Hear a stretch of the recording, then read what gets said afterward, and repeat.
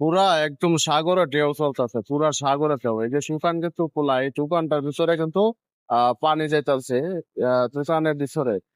গাড়ি যাইতেছে, গাড়ি যাওয়ার পথে সুকানটার ভিতরে কিন্তু পানি যাইতেছে। এই পানি তুফানে কিন্তু বসে থাকার মতো পরিস্থিতি নাই, এবং কি কাস্টমারদের তুফান আসবে খুবই একটা কষ্টের বিষয়। আর এখানে যে যাতায়াত করবে সাধারণত মানুষ, সেই সাধারণত মানুষ যাতায়াত করা খুবই একটা ভয়াবহ অবস্থা। কিন্তু পা রাখবে কোথায়? রাস্তা দিয়ে হেঁটে যাওয়ার সময় সাইড দিয়ে কিন্তু রাস্তার সাইডে ড্রেন আছে, সেই ড্রেনের সাইডে কিন্তু মানুষ যাতায়াত করতেছে।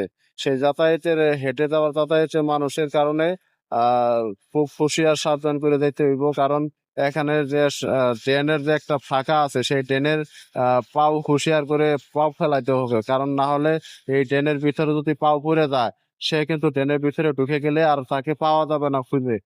খুব হুঁশিয়ার সাবধান করে সাধারণত যাতায়াতী মানুষ, হেঁটে যাওয়ার মানুষের চলাফেরা সাবধানে যেতে হবে। এবং